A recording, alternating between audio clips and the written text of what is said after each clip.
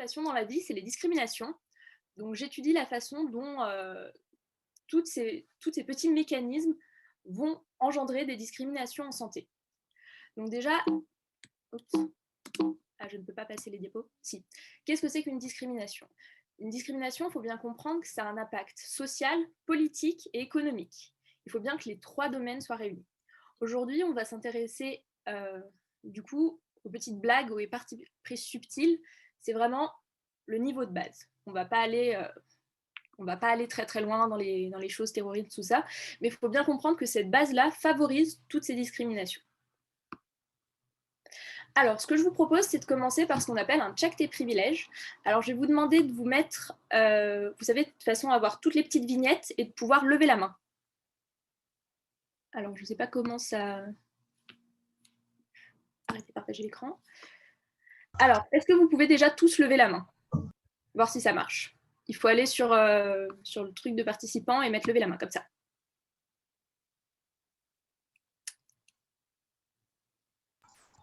Alors ça, je crois que c'est les emojis. Si ça va, si tu vas dans l'onglet participants, normalement, si tu cliques sur participants, tu vois tout le monde sur le côté. Oui. Tout le monde levé. En fait, le but, c'est pas tant que moi je vois que vous leviez la main, c'est que vous voyez s'il y a beaucoup de gens ou pas beaucoup de gens qui lèvent la main. Donc, on va commencer par une question plutôt simple. Qui n'a jamais vécu dans ce qu'on appelle une banlieue ou dans un HLM? Donc, tous ceux qui n'ont jamais vécu dans un quartier dit à risque, gardez la main levée. Donc là, par exemple, on peut voir qu'il y en a pas mal qui ont gardé leur main levée. Qui n'a jamais été dans une école dite région d'éducation prioritaire, donc REP ou ZEP? Pas mal de gens aussi. Qui n'a jamais eu à travailler pour subvenir à ses besoins vitaux, c'est-à-dire payer le loyer et la nourriture? Je ne vous parle pas de payer vos vacances ou de payer vos loisirs. Encore une fois, pas mal de monde. Qui n'a pas de prêt étudiant? Pareil. Qui est dans une grande école? Normalement, vous y êtes tous. Si je ne me trompe pas, vous êtes tous en école d'ingé. Qui n'a pas de handicap? Encore une fois, la grande majorité. À qui n'a-t-on jamais demandé ses origines la première fois qu'on vous rencontre? Il y a quand même quelques mains qui se baissent, ou alors qui n'ont jamais été levées. Qui n'a jamais été la seule personne d'une couleur de peau dans une pièce? Qui n'a jamais entendu dire par quelqu'un d'autre qu'il n'était pas français? Qui n'a jamais menti, qui n'a jamais eu à mentir sur son orientation sexuelle, de peur de représailles? Qui n'a jamais eu peur de représailles violentes, justement, à cause de cette orientation sexuelle? Qui se définit au genre dont il a été assigné à la naissance? C'est-à-dire, si vous êtes né de sexe féminin, vous vous identifiez comme une femme. Si vous êtes né de sexe masculin, vous vous identifiez comme un homme. Qui n'a jamais été abordé de façon inappropriée dans la rue, c'est-à-dire sifflé ou avec des commentaires un peu sympathiques. Donc là, normalement, il y a toutes les filles qui... Ah, quoique, non, pas trop. Bon. Qui n'a jamais eu peur de se faire agresser sexuellement ou de se faire violer?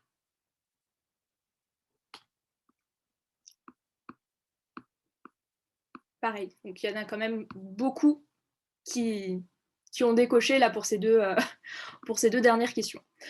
Donc pourquoi je vous parle de ça? Je vous parle de ça parce qu'aujourd'hui on va parler du coup de discrimination, et qui dit discrimination sous-tend privilège. Un privilège, c'est un truc cool, c'est un truc, nous on n'a rien demandé, on l'a obtenu à la naissance, c'est complètement inné. Ça a été fondé, enfin c'est grâce à nos parents, c'est grâce à notre groupe social. Donc il y a des grands privilèges, la classe sociale, le genre, l'identité cisgenre. D'ailleurs, s'il faut que vous l'entendiez une fois dans votre vie, les femmes trans sont des femmes, les hommes trans sont des hommes. C'est très méchant de leur demander leur dead name, donc leur ancien prénom, et ça se fait pas de leur demander s'ils ont été opérés, pour la simple et bonne raison que c'est un peu incongru de parler des organes génitaux des gens comme ça au premier abord. Il y a aussi l'attirance, donc le genre hétérosexuel, la race sociale, donc la race biologique n'existe pas, là-dessus on est bien clair, mais le racisme existe. Et enfin, la capacité, c'est-à-dire le handicap. Donc là, vous allez tous vous imaginer en train de faire un marathon. On imagine votre vie, c'est un marathon, on est tous sur la ligne de départ. Donc moi, parce que je suis la seule que vous voyez comme ça en face de vous, mais le but c'est que vous le fassiez un peu tous. Je suis une femme, donc je commence mon marathon, on me dit ma cocotte, toi tu pars avec une jambe dans le plâtre. Bon, c'est pas grave, je suis motivée. Après on me dit Myriam, t'as un peu une tête d'arabe quand même. Tête d'arabe, bon on va te mettre la deuxième jambe dans le plâtre. Puis vas-y, cours. Bon, c'est pas grave, moi je suis motivée, je vais y arriver. Et puis là on me dit tête d'arabe musulman terroriste. Bon écoute, on va te mettre le bras aussi dans le plâtre, comme ça on est bien, et zou, tous sur la ligne d'arrivée. Enfin, tous sur la ligne de départ. Le fait est que notre course, on va pas tous la vivre de la même façon du coup. Moi j'ai de la chance, j'ai un grand privilège de classe sociale. Je viens d'une famille bourgeoise, dans un quartier bourgeois, et je suis surdiplômée. Du coup, moi, mon marathon, je vais le faire en voiture. Si on me fout trop handicap, j'ai la possibilité de le faire en voiture. Et ça, c'est pas le cas de tout le monde. Par exemple, c'est le cas des femmes de chambre de l'hôtel Ibis qui se battent depuis maintenant 1 an et demi, ça faisait 1 an en juillet, pour avoir un salaire décent et des heures sup payées. Donc on va dire qu'entre moi et elle, et entre vous et elle, on va pas avoir vraiment les mêmes chances dans la vie, et aussi on va pas se poser les mêmes questions au niveau discrimination.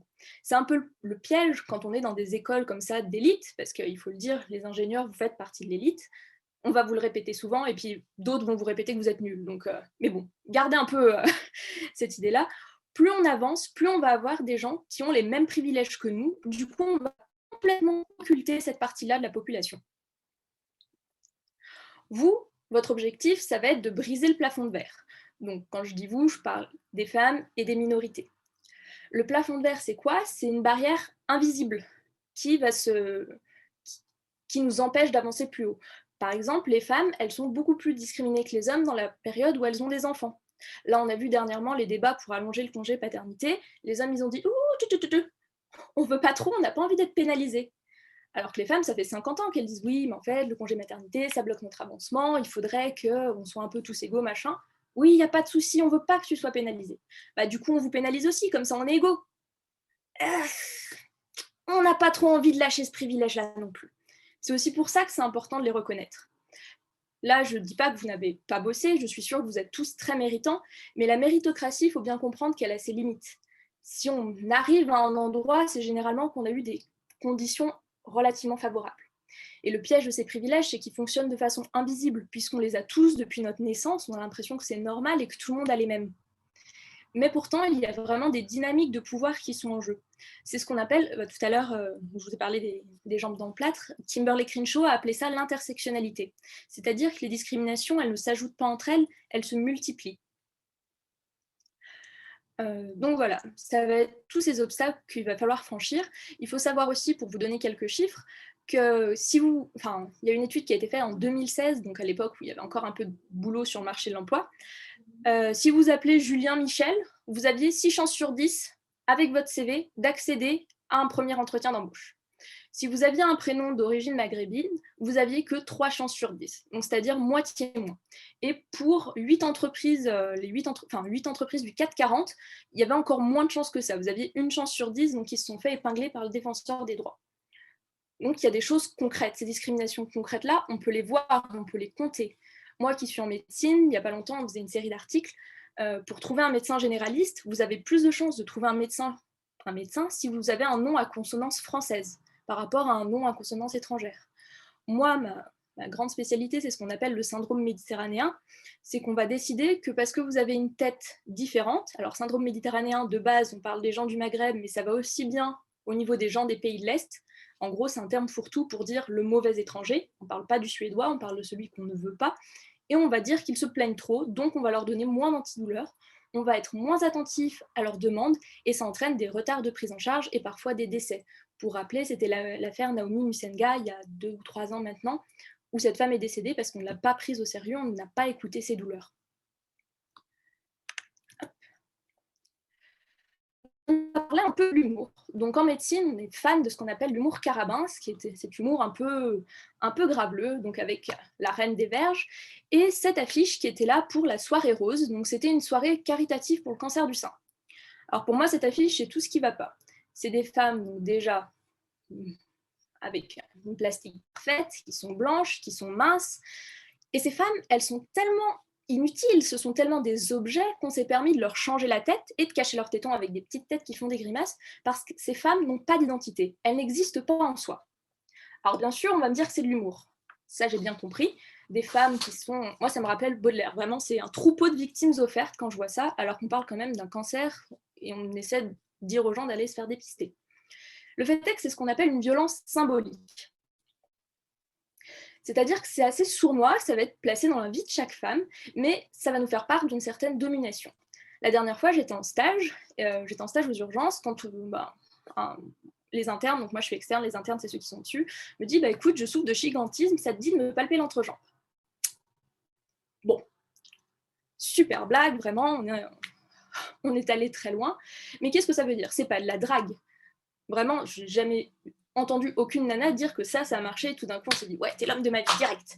Non, ça c'est vu comme une compétence relationnelle en fait en France, de parler comme ça. Vous avez pu le voir dans Emily in Paris, je ne sais pas si vous avez vu cette série, les Français on est vus comme des gens qui fleurent, comme des gens qui font des remarques graveleuses comme ça, mais pourquoi? Eh bien, il faut dire que ça vient, c'est pas complètement anodin, ça rappelle à la femme sa place qui est subordonnée. Vraiment dans l'entreprise, c'est un code de communication traditionnel. C'est-à-dire que la femme est là comme objet à qui on peut faire des commentaires sur son physique, à qui on peut faire des commentaires sur ses vêtements, à qui on peut faire des commentaires sur tout et n'importe quoi, mis à part ses compétences. Alors ça a été théorisé par une auteure qui s'appelle Natacha Henry, qui appelle ça du paternalisme lubrique. Elle définit elle-même cette expression comme délicieusement désuète, désuet qui est déjà un terme désuet, parce qu'en fait aujourd'hui ça devrait plus se faire. On ne devrait plus penser que les femmes ne sont là que pour être des objets de décor, qu'elles sont là pour donner un trophée au Tour de France en mini-jupe, qu'elles sont là pour subir des réflexions à longueur de journée. Mais beaucoup de femmes ne s'en rendent pas compte, parce qu'on a été habituées comme ça depuis notre naissance. Bourdieu le disait il y a 50 ans, les femmes ont intériorisé cette domination depuis l'enfance. Aujourd'hui, il y en a beaucoup qui pensent que ce baratin, ça apporte de la joie de vivre, en fait, que c'est un truc sympa pour communiquer entre collègues. Mais encore une fois, c'est pas sympa pour tout le monde. Donc là, c'est une BD d'Emma que je vous ai dit, donc une femme qui parle d'un problème, tout ça, et on se permet de lui faire une remarque sur ses vêtements. C'est une attitude qui est condescendante, pardon. Ça peut être aussi un compliment trop appuyé, des critiques ou des gestes mimant des actes sexuels. En fait, les femmes doivent accepter ces compliments et se comporter agréablement, même si c'est pas toujours agréable. Et c'est pour ça qu'on va parler de langage abusif. C'est qu'on abuse quelque part. Et ça va jusqu'au harcèlement moral, harcèlement sexuel, harcèlement sexiste. En fait, tout ça, c'est un continuum. On ne se transforme pas du jour au lendemain en agresseur. Mais toutes ces petites piques qu'on subit au quotidien, tous ces, je sais pas, moi la dernière fois, pareil aux urgences, Myriam, est-ce que tu aimes les phlébites? Les phlébites, c'est un caillot dans le sang des veines, c'est pas passionnant. Donc je dis non. Et ah, c'est que t'aimes pas la bite. Merci Jean-Charles. Est-ce qu'on avait vraiment besoin de ça? Qu'est-ce que ça apporte? Compte que ça fait rire que nos semblables. Et quand ça fait rire que nos semblables, c'est là qu'il faut se poser la question. D'autant plus que les femmes n'ont pas le droit de se rebeller, c'est ce que je vous disais tout à l'heure, parce que quand on crie, on va être vu comme hystérique. Et c'est un vrai problème, notamment dans le milieu de la santé, c'est que les femmes, dès qu'elles se plaignent, on va les qualifié d'hystérique. Hystérique, pour vous rappeler, c'est quand même un gars qui a pensé que l'utérus se baladait dans le corps des femmes, donc c'était pas terrible. Puis après, c'est passé à Freud, où les femmes étaient toutes des pervers sexuels, qui avaient tous un problème avec le père, qu'il fallait les traiter par orgasme, ou au contraire les empêcher d'avoir des orgasmes. L'hystérique, c'est une grande base sexiste, et ça a favorisé pendant longtemps les lobotomies sur les femmes. Il faut savoir que 80% des personnes lobotomisées ont été des femmes, et qu'il y avait même des lobotomobiles, donc des petites automobiles qui passaient un petit pic à glace dans l'œil et vous grattaient le cerveau quand vous étiez une femme un peu trop, qui avait du caractère, qui n'était pas un paillasson, ou qui était un peu libertine. C'est notamment ce qui est arrivé à la grande sœur Kennedy. À l'inverse, les hommes qui tapent du poing, les hommes qui assument leur discours, en fait, eux vont être glorifiés. Et en entreprise, c'est aussi un problème puisque les femmes dans les réunions se font plus souvent couper la parole, on reprend leurs idées et on ne leur accorde aucun crédit, ce qui va aussi freiner leur avancement professionnel. En soi, toutes ces remarques, ça plus que pour de la simple drague ou de la communication sympa, ça cherche à déstabiliser les femmes, à leur faire comprendre qu'au final, elles ne sont pas vraiment à leur place. c'est ce qu'on va appeler des boys clubs. Les boys clubs, ça a été aussi théorisé par quelqu'un dont je viens de manger le nom, je dois avoir le livre dans ma bibliothèque. En fait, les puissants sont globalement des hommes, des groupes d'hommes qui pensent en tant qu'hommes. Donc en haut, vous avez la photo de l'ordre des médecins, cet ordre des médecins qui s'est permis de donner son avis sur l'IVG, donc une bande d'hommes de 50 ans avec une femme. En bas, c'est Trump et sa bande de ministres qui signent un décret également contre l'IVG, des hommes qui prennent des décisions pour des utérus. En haut, j'ai tapé ingénieur. Bon, ça m'a l'air d'être plutôt du génie civil, du bâtiment. Qu'est-ce qu'on voit? Une bande d'hommes, mais il y a un noir. Et enfin, l'ordre des avocats, pareil, il doit y avoir 2 femmes. Mais en majorité, ce sont des hommes et ce sont des hommes blancs. Et quand vous allez chercher des stars dans vos milieux, eh ben des stars médecins femmes, il n'y en a pas tellement. Des hommes, on peut vous en citer 20, et déjà Didier Raoult, alors qu'il y a plein d'infectiologues bien plus malins, bien plus formés, enfin, peut-être pas plus formés, mais plus, ou du moins tout aussi compétents. Mais il faut savoir que les femmes, on leur a donné, là, pendant cette période de Covid, que 20% de la parole des médias. C'est écrit dans le livre Présente de Lorraine Bastide. Les femmes n'ont que 20% de parole à la télé. Et encore, quand elles ont vraiment la parole. Donc tout ça, ce sont des petites choses qui passent inaperçues. Vraiment, en général, on me dit que j'abuse, que non, ça ne peut pas être aussi terrible. Et en fait, si, c'est juste que les femmes et les minorités sont invisibilisées par choix. Pourquoi? Parce que quand on a nos privilèges, c'est très très dur de les lâcher. Donc pareil, les femmes sont souvent prises pour les secrétaires, elles sont souvent prises pour, moi qui suis médecin, pour des infirmières. Il n'y a pas de mal à être infirmière ou être secrétaire, mais les femmes seront toujours vues à un poste subalterne. Et ça peut aller très loin, notamment dans l'ingénierie ou dans l'architecture, où il y a certains hommes qui refusent d'être sous les ordres d'une femme. Ou dans les écoles d'architectes, donc c'est le dernier cours que j'ai donné, les femmes n'ont pas accès aux grosses machines parce que les hommes ont décidé que c'était leur apanage. Et quand elles viennent, c'est la débâcle de remarques sexistes, tout ça. Donc au final, ce n'est pas un milieu où elles peuvent accéder. Alors maintenant, on va parler de Barbie. Pourquoi Barbie? Parce que Barbie, c'est génial pour savoir ce que les gens pensent globalement des femmes.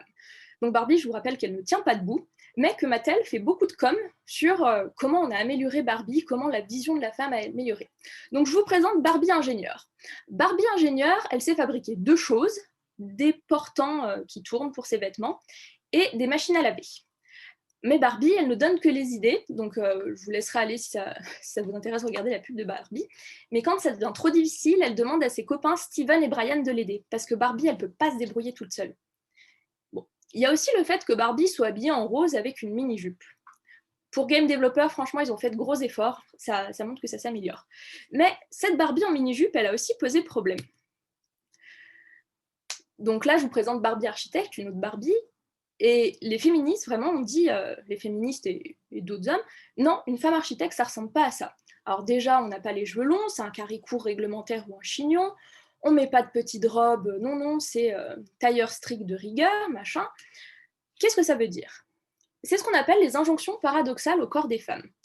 En fait, quand vous êtes trop maquillée, vous allez être vue comme incompétente, comme une poupée Barbie sans cervelle. Quand vous ne l'êtes pas, quand vous êtes trop négligée, vous allez être vue comme incompétente également. Il ne faut pas vous dire que c'est notre propre libre arbitre qui décide de ça. L'industrie de la mode et l'industrie des cosmétiques, c'est la 3e industrie, donc ça vaut plusieurs milliards de dollars, c'est la 3e industrie la plus polluante. C'est vraiment tout un business qui est fait pour dire aux femmes comment il faut s'habiller, qu'est-ce qu'il faut porter. Ça a été mis dans le débat récemment en début d'année avec les lycéennes, les collégiennes qui voulaient porter des crop tops. Il y en a une qui m'a beaucoup fait rire parce qu'il disait « mais il fait chaud, laissez-nous porter des crop tops, il fait 30 degrés dans les salles de classe ». Le fait est qu'une femme qui porte un crop top, ça ne va pas. Les femmes qui se couvrent de la tête aux pieds, donc les femmes voilées, je vous rappelle la polémique du burkini, ça ne va pas. La polémique du monokini, quand une femme est topless, ça ne va pas non plus. Pourquoi, au final? Vraiment, je ne dis pas que c'est bien ou c'est mal, je dis qu'il faut se poser la question, pourquoi à chaque fois on s'intéresse à ce point au corps des femmes? Pourquoi au niveau des politiques, on s'intéresse plus à la tenue de Roselyne Bachelot ou à je ne sais quel ministre qui a porté une robe et qui s'est fait huer par rapport à leur discours? Et combien de fois vous allez entendre ces mêmes politiques faire une remarque sur la tenue vestimentaire d'un homme? De la même façon, Barbie architecte, le tailleur est là aussi pour représenter le tailleur masculin, le chemise-cravate qui est censé être là pour dire que, pour être une marque de compétence. Moi, j'ai le souvenir d'un vieux médecin qui râlait parce qu'aujourd'hui, les médecins mettent plus de cravate vu que c'est pas très hygiénique, qui disait que c'était n'importe quoi, c'était la déchéance de la médecine. Mais en fait, toutes ces tenues, même au niveau des hommes, hein, c'est vraiment un parti pris du boys club, c'est-à-dire que si vous n'adoptez pas les codes, si vous n'avez pas, par exemple, vous savez, les costumes masculins derrière, quand tu vous les vends, ils sont cousus, alors qu'en fait, il faut découdre la fente. Et ben, toutes ces choses-là, c'est pour vous faire comprendre que vous êtes de ce monde-là ou que vous n'êtes pas vraiment de ce monde-là. En tout cas, pour ce qui s'agit des femmes, à chaque fois qu'on va les penser dans l'entreprise, on va les penser comme devant afficher, certes, du sérieux, mais également de la séduction.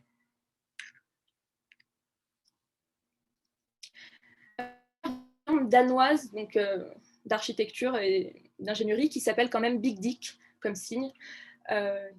Donc c'est un trait d'humour qui veut quand même bien dire on est là parce qu'on en a des grosses. Du coup, je disais que cet humour n'est pas si anodin, notamment parce que les femmes sont victimes de violences. Donc, les viols, c'est 23 000 viols déclarés par an, ce qui fait quand même 3 par heure, et on estime que seuls 10% sont déclarés. Alors, bien sûr, on va me dire qu'il y a également des hommes qui se font violer, et c'est tout à fait vrai. Sauf que 92% des personnes violées sont des femmes, et parmi les hommes qui se font violer, 94% d'entre eux ont été violés par des hommes. Une fois, j'étais à un discours d'une conférencière féministe et elle disait « Le problème, c'est pas tant que les gens se fassent violer, le problème, c'est que les hommes violent. » Et pourquoi les hommes violent? Parce que les femmes ne sont que des objets. Les femmes sont dépeintes constamment comme des objets. On est aussi dans un pays où le droit à l'IVG est constamment remis en question et où les femmes meurent tous les 2 jours sous les coups de leur conjoint. Donc, petite page de pub pour le 115, le SAMU social, où généralement il y a des femmes, des places réservées pour les femmes victimes de violences. Donc avec tout ça, on va me dire, oui mais Myriam, c'est de l'humour en fait. Quand on entreprise, on te dit, on te fait des remarques sur ta jupe, nous c'est pour rire. Eh ben oui, on s'en doute bien. Mais déjà, il faut se dire, est-ce que c'est drôle pour tout le monde? C'est vraiment la question qu'il faut se poser. Moi, une fois, j'étais en stage et il y a un médecin qui m'a mis du saucisson sur le clavier et qui m'a dit « Ha ha ha, comme ça, tu peux plus le toucher ». Bon, bah, ça a fait rire tout le monde. Moi, j'ai ri un peu jaune. En fait, il faut bien se dire que c'est pas nos potes. Moi, maintenant, avec mon pote, c'est devenu un gros délire. Il était là, on s'offre des saucissons à tous nos anniversaires. Mais le fait est, qu'est-ce qu'elle a voulu dire en posant ce saucisson sur le clavier? Ce qu'on a voulu me dire, c'est « Tu n'es pas à ta place. Tu as tes diplômes, certes, tu es née en France, tu es française, mais tu n'es pas à ta place. » Pareil, quand on me dit « t'es énervé, t'as tes règles », qu'est-ce que ça veut dire? Qu'est-ce que ça veut dire? Moi, mon truc, c'est de demander pourquoi c'est drôle. Vraiment, c'est un truc qui marche bien. Est-ce que tu peux m'expliquer pourquoi c'est drôle? Bah, quand vous n'y arrivez pas, c'est que généralement, c'est pas terrible. On se dit aussi qu'on est, et j'en doute pas, qu'on est des gens bien. Je ne doute pas que vous soyez tous des gens bien. On se dit souvent qu'on n'est pas sexiste, on se dit qu'on n'est pas raciste, parce qu'on n'a pas été élevés comme ça. Mais il faut bien se dire que tout ce qu'on nous a appris, ça avait une certaine orientation. Par exemple, pour parler brièvement du racisme, Christophe Colomb qui découvre les Amériques, il n'a rien découvert, il y avait des gens. L'abolition de l'esclavage n'a pas été aboli par bonté d'âme, ça a été des répressions sanglantes, des luttes pendant des siècles. Et aujourd'hui, il y a encore ce racisme qui perdure, les Jim Crow, la ségrégation donc aux États-Unis, toutes ces choses perdurent. Et même en France, où il y a eu le commerce triangulaire, le trafic négrier, la France n'a pas été épargnée. Colbert, le Code noir, la crise du sucre de Madagascar, les eaux humains du jardin d'acclimatation de Paris, tout ça, ça a existé et tout ça, ça a encore des répercussions aujourd'hui. Moi, je viens de Saint-Étienne, donc Saint-Étienne, même si c'est pas loin de Lyon, je sais que vous nous pensez être la banlieue, c'est une zone minière, donc il faut savoir que ça a été une immigration post-45, donc l'après-guerre, parce qu'il n'y avait plus d'hommes et qu'il fallait envoyer des gens à la mine. Et donc aujourd'hui, Saint-Étienne, il y a beaucoup de 3e, 4e génération d'immigrés, et ce dont je vous parlais tout à l'heure, le syndrome méditerranéen, c'est marrant parce que c'est appliqué à des gens qui sont nés en France, alors qu'il a été prouvé que l'occidentalisation, c'est-à-dire le fait de regarder Grey's Anatomy, vous guide plus dans la façon d'exprimer votre douleur que des ancêtres que vous n'auriez pas connus. On n'exprime pas sa douleur de façon génétique, on le fait par mimétisme, en fait, parce que vous voyez à la télé, parce que vous voyez autour de vous. Donc tous ces petits clichés vont rester, et même si au début c'était que de l'humour, eh ben, faut bien se dire que ça a des conséquences. Ce sont des stéréotypes qui sont ancrés et qu'on continue de véhiculer. Alors à chaque fois, on dit on ne peut plus rien dire. Oui, on ne peut plus rien dire, mais il y a Éric Zemmour tous les soirs à la télé, sur une chaîne nationale et à une heure de grande antenne. Il y a aussi un ancien président qui s'est permis en prime time de comparer les 10 petits nègres aux 3 singes de la sagesse, qui sont d'ailleurs d'origine asiatique. Donc faire le parallèle en nègre et singe ne pose pas le problème et il ne se passe rien. D'accord? On voit aussi, c'était la célèbre phrase de Desproges, on peut rire de tout, mais pas avec n'importe qui. Très juste. Ça voulait dire qu'on ne peut pas rire du nazisme avec Jean-Marie Le Pen, parce que lui ne va pas rire des nazis qui sont complètement à l'ouest, mais va rire du pauvre juif qui s'est fait massacrer. De la même façon, quand Coluche disait ah oui, non, mais monsieur le juge, elle n'était pas consentante, mais moi j'étais très très consentant, normalement vous vous moquez du violeur, vous ne vous moquez pas de la victime. Et ça, les viols, c'est aussi un vrai problème dans les écoles d'ingé, mais aussi dans les facs de médecine. Donc moi, j'étais partie dans les différentes facs de médecine interviewer les étudiants, et de façon un peu crédule, je l'avoue, je pensais qu'on n'avait pas de viol en fac de médecine, parce qu'on est tous des gens bien. Et en fait, non. Il y a des viols, et ces femmes ne sont pas crues, et souvent, on croit leurs violeurs, et souvent, on les malmène, on les insulte, on les traite de tous les noms, alors que de base, nous, on se dit qu'on n'est pas sexiste, et suffisamment pas sexiste pour faire des affiches à l'humour un peu douteux. De la même façon, il faut se dire qu'il faut énormément de courage quand quelqu'un s'oppose à une blague. Quand vous êtes 10 personnes à rire d'une blague sexiste et qu'il y en a une qui dit « Eh les gars, c'est peut-être pas terrible », ça sert à rien de lui expliquer que c'est de l'humour, qu'elle a rien compris, qu'elle est frigide, que voilà, elle est nulle. Non. Pourquoi elle s'est posé cette question?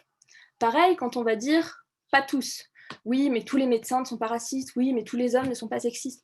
Formidable. Mais qu'est-ce que ça apporte? Heureusement qu'il y a des gens bien. Heureusement que tous les hommes ne sont pas des violeurs, sinon dans quel monde on vivrait? Mais ce qui ne pose pas problème, en général, on ne va pas le traiter de la même façon. Donc, qu'est-ce que cet argument apporte au débat? En quoi le fait de dire que ça ne concerne pas tout le monde, en quoi le fait de dire que c'est de l'humour et qu'on n'a rien compris, va apporter un autre point de vue? Et de même, si on est si intelligent, on pourrait peut-être essayer de faire de l'humour un peu différent. On ne peut pas non plus forcer les gens à nous expliquer pourquoi c'est pas drôle, parce qu'il faut savoir que moi c'est mon taf, il n'y a pas de souci, mais que c'est très très lourd pour les personnes de toujours expliquer pourquoi certaines blagues ne sont pas drôles, pourquoi poser du saucisson sur le clavier de la part d'un supérieur parce que soi-disant on a une tête d'arabe, donc on est musulman, donc on mange pas. Non, c'est lourd tout le temps. À un moment, il faut aussi se dire qu'il y a Google, qui est un outil très bien, enfin Ecosia, mais grosso modo tous les moteurs de recherche, pour vous renseigner. Et vous n'êtes pas obligé de lire, on va dire, tous ceux qui passent à une grande antenne. Il y a plein de militants qui ont fait des très bonnes choses, il y a plein de sociologues, et il y a aussi plein d'étudiants qui sont notamment en thèse de sociaux, tout ça, sur les discriminations, sur des choses comme ça, qui publient des choses et qui peuvent vous aiguiller de façon facile. Oui, donc ça c'est le bingo de l'humour oppressif. Pareil, quand je crois que c'était Elisabeth Badinter qui parlait de néo-féminisme guerrier, parce qu'aujourd'hui les femmes ne veulent plus se faire siffler, la liberté de se faire importuner de Catherine Deneuve, pardon. Tout ça, ça revient à notre notion de privilège. On ne sait pas ce que c'est de se faire frotter dans le métro quand on ne prend plus le métro. On ne sait pas ce que c'est d'avoir peur de se balader dans la rue quand les ruelles sont sombres, quand il est tard, quand nous, on a notre petite limousine tranquillou ou notre taxi qui vient nous chercher. Tout ça, il faut bien se remettre à la place des autres.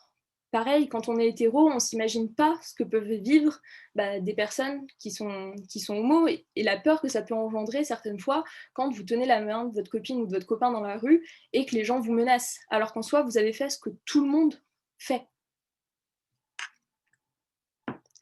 Et enfin, j'aimerais conclure sur le paradoxe de la tolérance. Souvent, on va vous dire que c'est l'intolérance de ne pas supporter l'intolérance. Mais au final, quand on supporte ces discours qui sont racistes, qui passent tous les soirs à la télé, ces discours sexistes, ces discours qu'on emmagasine, c'est peut-être qu'on n'est pas si tolérant. Il y a un sociologue qui faisait, Fabrice Dume, qui allait voir les maternelles, premier jour de maternelle. Il demandait aux enfants de quelle couleur vous êtes. Bon, les enfants, ils se regardent, ils sont roses, ils sont beiges, ils sont un peu marrons. Bon. Vous leur demandez à la fin de l'année de quelle couleur ils sont, les enfants vont vous dire je suis noir ou je suis blanc. De la même façon, il y a donc l'association de Lilian Thuram et de Pascal Blanchard qui est historien sur les os humains, si vous avez l'occasion de regarder une de ses vidéos, je vous y encourage vivement, qui demande aux gens qui aujourd'hui aimerait être dans la peau d'un homme noir, qui aujourd'hui aimerait être dans la peau d'une femme. Le fait est qu'on sait très bien qu'on n'a pas envie d'être discriminé comme une femme ou d'être discriminé comme un homme noir. On le sait tout ça. Je vous ai rien appris techniquement aujourd'hui. On sait que nos vannes, elles nous font bien rire nous, mais qu'au final, elles font surtout rire les gens comme nous. Donc tout ça, c'est des choses qu'on a intégrées depuis l'enfance, et le plus difficile, ça va être de le déconstruire. C'est pour ça que j'aime beaucoup cette citation d'Angela Davis qui dit que dans une société raciste, il ne suffit pas d'être non raciste, il faut être antiraciste. Il faut tous travailler à déconstruire un peu nos privilèges. Alors le but, c'est pas qu'on finisse tous à crever de faim, à vivre dans une cabane dans un arbre. Le truc, c'est bien qu'on se dise qu'il faudrait que tout le monde parte avec la même chance, même si c'est difficile, même si ça veut dire que quand vous allez demander un prêt, peut-être qu'on ne vous l'accordera pas parce qu'on l'aura accordé à l'autre, alors que d'habitude c'était vous qui étiez favorisé. Pareil, quand vous allez demander à louer un appart, on sait que les personnes blanches sont favorisées, que les hommes sont favorisés par rapport aux femmes seules. D'ailleurs, il y a un truc assez marrant que j'ai appris il n'y a pas longtemps. En Angleterre, si vous voulez adopter un chat à la SPA, il faut que vous montriez vos fiches de paye. Il faut que vous ayez un salaire suffisant pour pouvoir adopter un chat. Alors, je comprends le fait de ne pas abandonner le chat, tout ça, mais il faut bien se dire que c'est aussi un énorme privilège de classe sociale d'avoir un appartement et de montrer sa fiche de paye à Londres pour pouvoir adopter un chat. Et moi, je suis un peu partisan du moindre effort. Donc, je vous ai donné des podcasts et des séries, des films à voir, parce que par pitié, ne commencez pas par lire Simone de Beauvoir. C'est 2 livres géniaux, vraiment, mais c'est de la socio et de la philo, il faut s'accrocher. Il y a des choses beaucoup plus simples pour aborder ces sujets-là, ou sinon, il y a des journalistes, des sociologues, Rokhaya Diallo, Lorraine Bastide, tous ces gens dont on entend un peu parler en ce moment. Je ne l'ai pas mis d'ailleurs, La Poudre, le podcast de Lorraine Bastide. Mais voilà, il y a plein de choses pour s'informer. Aujourd'hui, on ne peut plus tellement dire qu'on ne savait pas. Voilà, quand la dernière fois que je faisais ce cours, c'était suite à des étudiants qui s'étaient déguisés en blackface, en Ku Klux Klan. Je veux bien qu'aujourd'hui, on ne connaisse pas tous l'histoire de la blackface parce qu'on ne nous l'a pas enseigné. Mais aujourd'hui, on peut se renseigner. On a facilement accès à l'information. Et c'est pour ça que je félicite à votre école et les TAM, et notamment Lily, c'est qu'on va essayer de vous ouvrir un peu l'esprit, de nous ouvrir un peu l'esprit, parce que c'est quelque chose pour nous faire changer le monde, nous en plus qui allons être les privilégiés de demain, qui allons être les classes sociales moyennes et supérieures. Il faut bien se rendre compte que c'est avec nous que ça va évoluer. Ça va être nous qui vont focaliser sur l'écologie et sur le bio, parce que quand on gagne 800 € par mois, on n'a pas tellement le choix entre manger des carottes à 5 € et manger le truc suremballé, plein de gras et très mauvais pour la santé qu'on va trouver à 20 centimes. Tous ces débats-là, il faut bien comprendre qu'on a toujours un point de vue et que notre point de vue dépend de notre milieu social, dépend de nos origines, dépend de notre genre, dépend de notre orientation sexuelle et dépend aussi de notre histoire religieuse ou de notre ascendance religieuse, comme j'aime bien le dire, parce qu'aujourd'hui, c'est plutôt compliqué. Donc voilà, si vous avez des questions, je suis là. Oui, donc merci beaucoup pour ta présentation. Du coup, oui, on passe aux questions. Si vous voulez allumer votre micro ou écrire la question dans le chat, c'est comme vous préférez. J'ai enlevé le partage d'écran ou pas? Oui, c'est bon. Je l'ai enlevé. Oui, bonjour. Je me permets d'intervenir. Salut. Du coup, moi, je suis une ancienne de l'école. Je suis de la promo 59, donc ça fait quelques années que je suis sortie. Mais j'en discutais il y a quelques jours avec un ami qui connaît bien l'école, même s'il n'y a pas été élève, et il me disait qu'à l'ENTPE, il n'y avait pas de problème de sexisme, puisqu'il y avait beaucoup de filles par rapport à d'autres écoles d'ingénieurs. Et je me suis permis de lui rappeler que moi, à mon époque, dans ma promo, on avait une de nos collègues étudiantes qui avait été affublée d'un surnom assez évocateur, puisque c'était prostitute.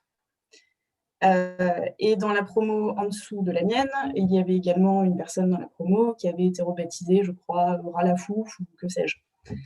Donc, même si on n'en a pas forcément conscience au quotidien, ces discriminations-là sexistes, les élèves les vivent, et les vivent même dans nos milieux privilégiés, comme tu as assez bien dit.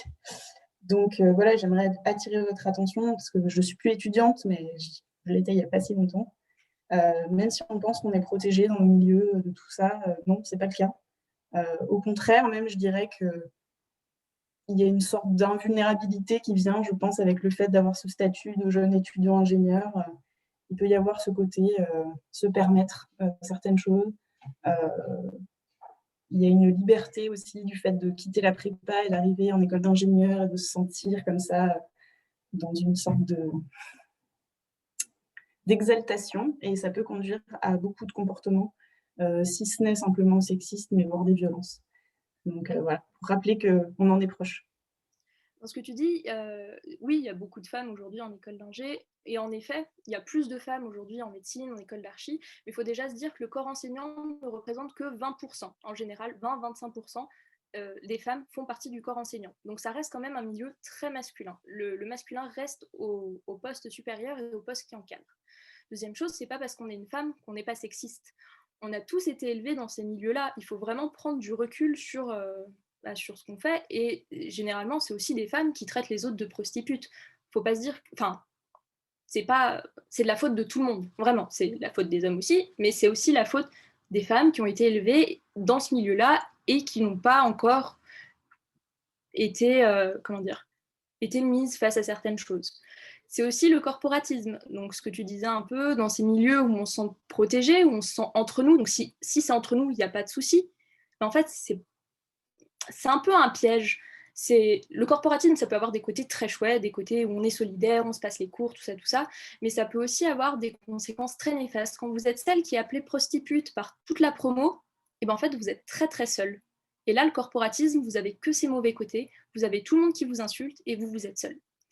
Et enfin, pour finir, donc vous disiez que vous étiez de 59, moi, quand je parle du sexisme en médecine, on me dit souvent, bah oui, pareil, ça n'existe plus, maintenant il y a beaucoup de femmes. Ou alors, pourquoi tu te plains? À notre époque, on devait être nus sous notre tenue de bloc, maintenant, on vous met juste la main aux fesses. Mais c'est pas parce que c'était pire avant qu'on ne doit pas continuer de s'améliorer. Tous ces sujets-là, c'est constant en fait. Ça va pas s'arrêter d'un coup parce qu'on a décidé de se dire, bon, bah, aujourd'hui on arrête d'être sexiste les gars, donc on peut faire nos blagues. C'est un continuum, c'est vraiment des choses dont il faut prendre conscience. On n'est pas non plus là pour se flageller et se dire qu'on est tous des méchants à faire des mauvaises blagues, mais des fois, il faut prendre 2 minutes de pause et se demander pourquoi on fait ça et pourquoi on nous a fait cette réflexion. En tout cas, merci beaucoup de ton intervention, enfin de votre intervention.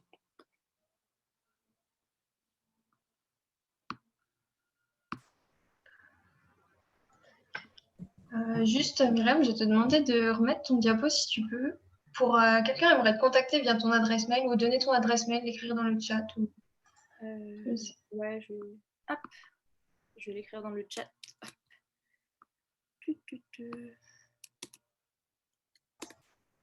C'est tout. Moi, j'aurais une question. Déjà, merci pour l'intervention. C'est un petit peu abordé déjà dans toute la présentation, mais c'était pour faire vraiment un focus là-dessus. C'est un sujet qui est vraiment important, je trouve, et qui est aussi important que d'autres sujets actuels. Enfin, j'ai l'impression qu'il y a beaucoup de sujets actuels qui sont très importants, comme l'écologie aussi, et qui ont un peu le même problème. C'est qu'on en parle beaucoup, et du coup, presque on le banalise. Et comment on fait pour arriver à banaliser, enfin, à pas banaliser un sujet en parlant tout le temps et éviter le fait que les gens disent oh, c'est bon, je l'ai déjà entendu, j'ai déjà vu plein de choses là-dessus, je m'y connais alors qu'ils ne s'y connaissent pas forcément. J'ai l'impression que ça se ressent beaucoup dans l'écologie, que ça se ressent un peu sur les discriminations, sur pas mal de choses. Comment on parle beaucoup sans donner l'impression que les gens ont l'habitude d'en entendre parler? Si tu as la réponse à cette question, hein, moi je la veux bien. Oui, c'est sûr, et en plus c'est sûr que c'est des sujets qui sont pas très sympas, c'est pas très sexy de parler de discrimination, c'est pas parler de la Coupe du Monde, c'est pas parler de la nouvelle robe de je ne sais pas trop qui. Donc c'est pas des sujets faciles à aborder, c'est aussi des sujets où il y a un grand gap générationnel. Donc même au sein de notre famille, ça peut être compliqué. C'est sûr que ça saoule. Et ça saoule aussi de les vivre au quotidien. Donc à un moment, je pense que cette approche qu'avait Lilian Thuram, c'était assez intéressant de se dire, vraiment de poser la question, est-ce que toi, aujourd'hui, concrètement, tu aimerais être dans la place d'un homme noir, tu aimerais être dans la place de cette famille qui n'a pas de quoi manger à la fin du mois, tu aimerais être dans un monde où il va faire 50 degrés et où on sera tellement envahi de plastique qu'on n'aura plus d'eau à boire. C'est chiant. On le sait que c'est chiant, mais si nous, on ne se pose pas la question, et ben en fait, ce sera perdu pour les générations futures. Donc vraiment, je suis désolée, j'ai pas la réponse à ta question, mais si l'un de vous l'a, je la prends. Merci.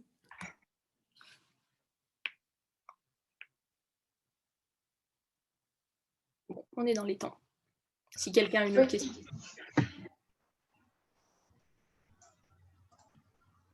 Ah, ouais, il y a une question dans le chat, si tu veux la lire. Je sais pas si tu... Inégal plus tard dans le choix de spécialité. Ah, j'adore cette question. Alors, aujourd'hui, dans les études de médecine, on estime qu'il y a à peu près entre 50 et 60% donc d'étudiantes en deuxième année. Ce qui est assez intéressant, c'est que ça fait à peu près 10 ans qu'il y a plus de femmes, mais qu'encore une fois, les professeurs ne représentent que 20%. Une fois, j'avais un débat avec le doyen de droit qui disait que c'était la faute des femmes parce qu'elles voulaient avoir des enfants. Alors nous, en médecine, donc on finit nos études grosso modo à 28 ans, donc si tu veux des enfants, même, enfin, tu n'en veux peut-être pas, mais si tu en veux, c'est peut-être le moment de commencer à y penser et de les faire. Et du coup, on va dire pas de poste à l'hôpital, parce que l'hôpital, on a besoin de quelqu'un à temps plein. Alors on ne le dit pas de façon aussi frontale, on va dire, ah non mais il y a Tartampion qui a un meilleur dossier. Et toutes ces discriminations, c'est un vrai problème, hein, parce qu'à chaque fois, on ne le dit pas de façon complètement frontale. Pareil, dans le choix des spécialités, il y a des spécialités qui sont des spécialités d'hommes. Pas parce que c'est plus dur pour une femme, mais parce que c'est tellement un milieu d'hommes que pour y aller, il faut vraiment avoir le mental pour savoir ce qu'on va subir pendant encore 6 ans. Il y a un livre qui s'appelle Chirurgien au féminin d'Emmanuel Zoledio qui disait que les femmes qui arrivent au final dans ce milieu, elles ont dû tellement se blinder, elles en ont tellement pris qu'elles deviennent encore pires que les hommes. Parce que pour t'imposer, il faut que tu tapes plus fort. Je ne sais pas si vous voyez ce que je veux dire. En fait, à force de se prendre des remarques sexistes tout le temps, des remarques assez violentes, notamment en médecine, où ça peut être des études assez violentes, où on peut vous dire, grosso modo, que vous êtes nul, que vous allez finir médecin du travail dans la Creuse, que vous allez tuer des gens, alors que tout ce que vous avez fait, c'est oublier de signer un truc. Quand vous êtes une femme dans ce milieu, il va falloir en donner 2 fois plus, être 2 fois plus violente, 2 fois plus imposante pour que les autres vous respectent. Donc, c'est un peu... Il n'y a pas de chiffre exact, mais c'est quand même bien genré. Là où il y a une hiérarchie, il y a des critères de sélection, lesquels ne prêtent pas à la polémique. Eh bien écoute, ça c'est une super question. Je ne sais pas si vous avez vu en début d'année, il y avait l'école normale sup qui n'a pas pu faire d'oraux par rapport au Covid. Et du coup, ils ont remarqué que les femmes avaient plus réussi parce que à l'oral, ils avaient tendance à les pénaliser. Pourquoi ? Eh bien parce que c'est comme ça en fait. On s'en rend vraiment pas compte, mais quand vous allez voir quelqu'un, vous allez avoir l'impression que l'homme est plus compétent, que cet homme blanc est plus compétent que cet homme noir. Il y a vraiment une hiérarchie qui a été faite comme ça aux États-Unis, donc c'est l'étude de je ne sais plus quel sociologue, où vraiment, en haut de la pyramide, donc il y avait les hommes blancs, bon, tous les privilèges. En dessous, vous aviez les hommes noirs, vous restez un homme quand même. En dessous, vous aviez les femmes blanches, et en dessous, vous aviez les femmes noires. C'est-à-dire que plus vous... c'est bien l'intersectionnalité que définissait Kimberly Crenshaw, c'est plus vous avez de... Alors je dirais pas de points négatifs, hein, parce que c'est pas négatif d'être une femme, c'est pas négatif d'être noire, mais plus vous allez avoir de potentiel discriminatoire, plus vous allez subir. Et c'est quand même affligeant au XXIe siècle de se dire qu'on n'est toujours pas perçu avec la même compétence. Alors quels critères de sélection ne prêtent pas à polémique ? Je ne sais pas, parce que pareil, la méritocratie, les QCM, tout ça, enfin, nous en première année de médecine, c'est des QCM qu'on balance, mais quand tu as des conditions privilégiées, quand tes parents peuvent te payer une prépa, quand tes parents te payent ton loyer, quand tes parents te payent ta bouffe, alors que l'autre, il doit travailler tous les soirs, est-ce qu'au final, il n'est pas plus méritant ? J'ai pas la réponse à ces questions, c'est des questions qui sont vraiment très très compliquées. Mais en tout cas, il faut en avoir conscience.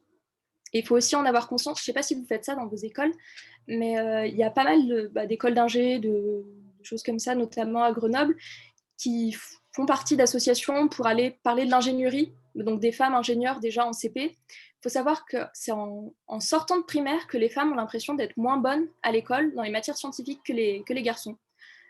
Avant, on pense, elles sont à peu près égales au niveau des notes, tout ça, ça va. Et après, on va leur dire, non mais les filles, il faut que vous écriviez bien, il faut que vous soyez bonnes en dictée, il faut que vous soyez bonnes en français. Et on voit qu'il va y avoir un certain décrochage. C'est pas vrai pour tout le monde. La preuve, maintenant, il y a beaucoup de femmes ingénieures, il y a beaucoup de femmes, tout ça. Mais ça va être quand même des stéréotypes qui vont être ancrés dans la tête des petits. Moi, je trouve ça toujours impressionnant de voir les études de sociaux sur les enfants, parce qu'ils sont très, très conscients de certaines choses.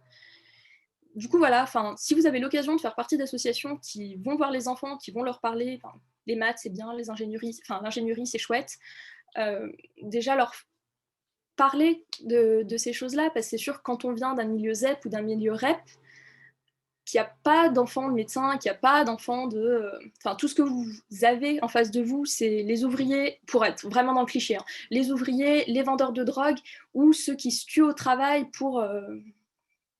je sais pas d'autres, quoi, comme métier, enfin les plombiers, les choses comme ça. C'est pas du tout le même délire que moi, ma petite école à Villars, où on était qu'avec des gosses de médecins et des gosses de profs. C'est pas pareil, en fait. Je saurais pas vraiment vous dire... Enfin, si, les études sur le milieu social existent, mais du coup, qu'est-ce qui ne prête pas à la polémique? En soi, c'est toute l'éducation nationale qui prête à polémique. Pareil, le système des bourses, tout ça, c'est plein de choses qu'il faut remettre en question. Je sais pas si je t'ai vraiment répondu. Je suis partie très loin, désolée.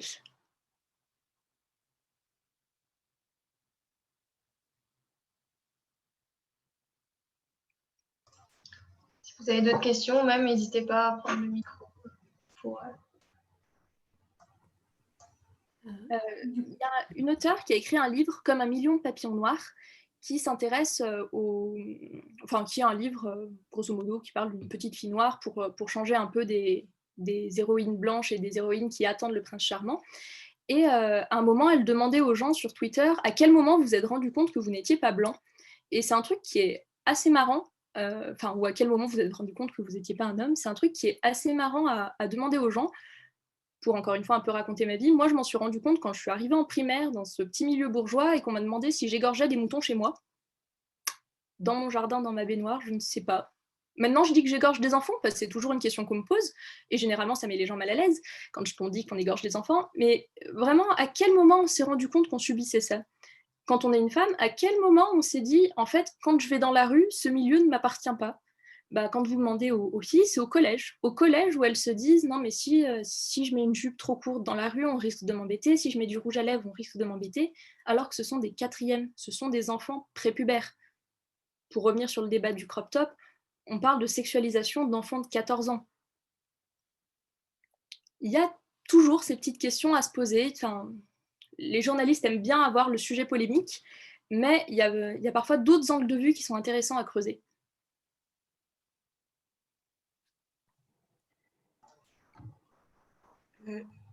Je me permets de refaire une petite remarque. Oui, je l'écoute. Pour revenir sur le sujet de l'humour, parce que c'était l'objet de... On peut se tutoyer, on a à peu près le même âge de ta présentation. Une petite anecdote, une amie à moi, à l'époque thésarde dans un laboratoire de l'école, a donné des cours. Et ces cours se sont extrêmement bien passés. Elle a eu de très bons retours des élèves, elle s'était vraiment donnée à fond pour passionner tout le monde. Et il se trouve que ça a très bien marché. Elle est rentrée de ce cours-là très contente d'elle, et a raison. Et elle a croisé un membre de l'équipe des permanents de l'école qui s'occupe de la scolarité des élèves. Et elle lui a partagé cette joie d'avoir intéressé les élèves pendant 1 heure ou 2. Et sa réponse a été une blague. Il lui a dit ah oui, mais ça, ils t'ont écouté parce que t'es mignonne. Et en fait, sur le coup, elle m'a raconté ça en minimisant un peu l'impact que ça avait eu sur elle, sauf qu'en fait, l'impact que ça avait eu sur elle, il était réel, c'est-à-dire qu'elle a effectivement dévalorisé tout le travail qu'elle avait réalisé en amont de préparation, et elle s'est demandé si effectivement les élèves n'avaient pas simplement été attentifs et ont bien répondu à son cours parce qu'elle était jolie. Et c'est terrible de voir qu'une petite blague est en fait des poisons qu'on va mettre dans l'esprit de ces femmes souvent, mais voilà, de ces personnes qui peuvent douter en fait de leurs compétences pour des petites blagues qui paraissent anodines, mais qui en fait ont des réelles conséquences. Ouais. Voilà, c'était une petite anecdote pour contextualiser, puisqu'on a des étudiants de l'ENTP. Voilà. Du coup, il y a une autre question, c'est est-ce que les Asiatiques sont considérés comme blancs? Alors, qui est considéré comme blanc? C'est une vaste question. En fait, c'est celui qui n'a jamais eu à se poser la question, clairement. Parce que les personnes, par exemple, des pays de l'Est, les personnes qu'on assimile comme roms, comme roumaines, tout ça, ont beau être blanches de peau, elles ne sont pas considérées blanches. Certaines personnes juives sont blanches de peau, mais ne sont pas considérées blanches. Donc, être blanc, en fait, c'est pas juste une couleur, c'est un signe plus de domination sociale. Le racisme anti-asiatique, c'est vrai que c'est un peu complexe, parce qu'il y a plein de clichés, comme tu le dis, plus ou moins positifs qui sont véhiculés. Les Asiatiques sont travailleurs, les Asiatiques sont gentils, les Asiatiques ne font pas de bruit. mais tout ça a un prix. C'est-à-dire que, surtout en ce moment, à cause du Covid, il y a eu énormément d'agressions anti-asiatiques, il y a énormément d'agressions violentes parce qu'il paraît que les Asiatiques ont toujours de l'argent sur eux, il paraît qu'ils ne savent pas se défendre. Donc à chaque fois, pareil, il paraît qu'ils sont gentils et qu'ils travaillent beaucoup, ça veut dire qu'on peut l'exploiter, ça veut dire qu'on peut le mettre dans un bureau et lui donner du taf à faire juste comme ça. Tous ces clichés positifs, de discrimination positive, et je mets de gros guillemets, ça n'existe pas. Ça se paye et ça a un coût, vraiment, ça a un prix. Une discrimination positive ou tout simplement dire que toi, ah oui, mais toi pour un noir, toi pour une arabe, toi pour un asiatique, t'es pas comme les autres. Toi, t'es le bon arabe, t'es le bon noir. Qu'est-ce que ça veut dire? Pourquoi? Est-ce que toi, tu dirais à quelqu'un, tu es le bon blanc? Non, c'est bizarre. À chaque fois, faut se demander pourquoi. Et après, ça revient à la question des quotas. Alors les quotas, c'est le truc marrant. C'est au début, on est tous contre. Non, moi, je veux être embauchée parce que je suis compétente. Et après, on nous montre les chiffres. Et ben, à même compétence, à CV égal, toi, tu passes pas le premier truc, tu passes même pas l'entretien d'embauche. Ta lettre est directement mise dans la poubelle. À truc égal, toi, tu risques d'avoir des enfants. Alors même si la vie de ton utérus ne concerne personne, ça va te pénaliser. Donc c'est que des petites choses comme ça. Donc à un moment, si on voulait vraiment être sympa, il faudrait en arriver au quota. C'est ce qu'on a fait au gouvernement. Maintenant, les ministres ont une parité obligatoire. Et ce qui est dans les mairies, ils doivent payer une prune, je crois, s'ils ne sont pas à la parité. Et que beaucoup de gens dans les entreprises préfèrent payer des prunes et ne pas embaucher des femmes et des minorités parce qu'ils n'ont pas le goût. Et ça ne veut pas dire que ces gens-là sont moins compétents. Encore une fois, c'était des CV rigoureusement identiques qui avaient été envoyés pour cette étude en 2016. C'est comme ça. Alors, comment faire comprendre à un homme qui ne subit aucune discrimination que ce n'est pas parce qu'il me suit? Donc la question du chat, comment faire comprendre à un homme qui ne subit aucune discrimination que ce n'est pas parce qu'ils n'en subissent pas qu'elle n'existe pas? Et bien ça, c'est tout le problème de nos privilèges, en fait. C'est qu'on a tellement vécu dans nos petites bulles dorées qu'on n'a aucune idée de ce qui se passe à l'extérieur et qu'on n'imagine pas ce que ça peut faire. Vraiment, on n'en a aucune idée. Je ne peux pas me mettre à la place d'une personne transgenre aujourd'hui. Je peux écouter ce qu'elle a à me dire et c'est le plus important, c'est de ne pas silencier leurs paroles, de ne pas vouloir parler à leur place, mais les défendre quand il n'y en a pas autour et qu'on se permet de faire des remarques. C'est vraiment une démarche à faire soi-même. Oui, moi aussi en entreprise, j'ai des contraintes vestimentaires. C'est sûr, porter un costard quand il fait 40 degrés, c'est chiant, alors que les femmes peuvent porter des robes. Mais à quel prix elles peuvent porter des robes? Elles vont se faire traiter de putes, on va leur faire des compliments sur leurs jambes alors que c'est ni le lieu ni l'endroit, et que si on ne l'accepte pas avec un grand sourire, on va se faire traiter de salope frigide. Vraiment, toutes ces choses ont un coût. Et il a aussi raison dans le sens où il y a ce qu'on appelle la masculinité toxique. Donc tout le revers du patriarcat. C'est-à-dire que si vous n'êtes pas un homme viril, si vous n'êtes pas un homme musclé, si vous n'êtes pas un homme bon en sport, si vous êtes quelqu'un de sensible, tout ça, ça va vous revenir en plein dans la figure parce que vous ne correspondez pas aux clichés. Donc le patriarcat, ce qui est en gros la domination masculine, c'est vraiment néfaste pour tout le monde. Toutes les blagues ne sont pas drôles, que rire de l'autre n'est pas drôle.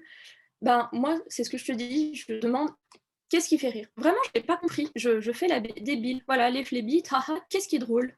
Oui, tu comprends, bite, la bite, machin. Et pourquoi c'est drôle, en fait? C'est une... Enfin, je dis pas que c'est la meilleure façon, mais c'est une façon de déstabiliser un peu la personne qui est en face et qui va peut-être un peu se poser la question de pourquoi j'ai fait cette blague. Et encore une fois, lui dire, mais c'est pas parce que tu trouves ça drôle que t'es drôle. Pourquoi? Qui est-ce que ça fait rire? Ça fait rire les gens de la même classe, ça fait rire les dominants. Quand on se moque des gens, c'est vraiment qu'on se moque parce qu'ils ont un moins bon statut, un statut qu'on considère comme moins bon tout du moins. Voilà, si on se moque des homos, c'est parce qu'on considère que ce n'est pas une catégorie naturelle encore au XXIe siècle. Et moi, ça, j'adore citer Léonard de Vinci et ses compagnons, ou le frère de Louis XIV, le duc d'Orléans et ses petits mignons. À un moment, oui, on en voit trop à la télé, ça va inciter les jeunes. Non, à l'époque, il n'y avait pas la télé, ça n'a incité personne. À un moment, c'est pas un choix. Il faut se rendre compte de ça. Et tes blagues ne font que ajouter un poids aux trucs qu'ils subissent déjà, c'est-à-dire toutes les agressions violentes, tout ça. Et en plus, ils doivent supporter tes mauvaises vannes. Et comment réussir à réagir et ne pas se taire? Et encore une fois, il faut beaucoup de courage. L'affiche que je vous ai montrée, donc la soirée rose, je l'ai dénoncée. Et je me suis pris un harcèlement de ma fac, mais bien corsé, où je recevais des messages d'insultes un peu tout le temps, pour une affiche. Et là encore, je me dis, personne ne s'est posé la question pourquoi tu en viens à insulter une personne qui dit ton affiche est sexiste. Pourquoi tu ne te poses pas la question de pourquoi mon affiche est sexiste? Surtout que moi, j'ai aucun problème avec la nudité. Vous mettez des hommes et des femmes à poil, il n'y a pas de problème. Mais pourquoi? Et pourquoi tu t'en prends à celle qui te fait dire qu'il y a un problème? Est-ce que tu veux pas reconnaître le problème? Est-ce que tu sais qu'il y a un problème et ça te dérange? Ou tout simplement, tu veux garder ton petit monde parce que tu es très bien? Et c'est vrai, on est super bien avec nos privilèges. On n'a pas envie de les lâcher. C'est un peu normal. Quand on a été privilégié toute notre vie, c'est un truc qu'on fait aux enfants avec un Monopoly. Je ne sais pas si vous avez vu ça. On leur donne un Monopoly et en fait, dans la vie, on te dit, ben, toi, tu pars avec 3 hôtels en moins parce que c'est comme ça. Toi, tu es noir, tu as 3 hôtels en moins. Et les gamins, ils disent, mais pourquoi? Ben, c'est la vie. Et ça a été aussi, bon, pour un truc un peu plus culturel, c'était le film La Vague, où une autre sociologue allemande qui avait fait une expérience en disant que les élèves qui avaient les yeux bleus, bah, c'était les plus merveilleux, les plus intelligents, et la semaine d'après, non, je me suis trompée, c'est les élèves aux yeux marrons. Et ben en fait, ces élèves aux yeux bleus, pendant une semaine, ils ont martyrisé les gens aux yeux marrons. Et la deuxième semaine, les gens aux yeux marrons, qui tout d'un coup étaient supérieurs, ont martyrisé les gens aux yeux bleus. Tout ça, c'est vraiment des dynamiques de pouvoir, et on s'en rendra pas compte tant qu'on ne voudra pas s'en rendre compte. Des fois, il vaut peut-être mieux se préserver et pas perdre son temps à essayer d'expliquer des trucs à des gens qui voudront jamais l'entendre. Bien sûr, on peut discuter, on peut avancer des arguments, il n'y a pas de souci. Mais typiquement sur le syndrome méditerranéen, sans vouloir me vanter, je suis la seule à avoir bossé le sujet en France.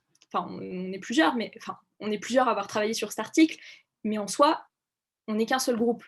Et malgré ça, il y a plein de gens qui essaient de m'expliquer en quoi j'ai tort en se fondant uniquement sur leur expérience personnelle. C'est très bien l'expérience personnelle, vraiment. Mais il faut bien se dire que c'est un niveau microscopique et que c'est au niveau de la masse, au niveau macroscopique, vous êtes des scientifiques, vous le savez normalement, qu'on dégage un phénomène et qu'on dégage une tendance. C'est pas parce que toi, homme, tu n'as jamais violé qu'aucun homme n'a jamais violé. Il y a aussi ce truc qu'on me dit, que beaucoup disent, ah mais oui, mais moi, mon père, mon frère ne sont pas des violeurs.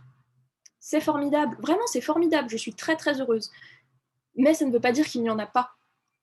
Et c'est plutôt essayer de tourner l'argument, son autre argument de l'autre façon. Est-ce que c'est parce que tout le monde aime le chocolat que ça n'existe pas une personne qui n'aime pas le chocolat?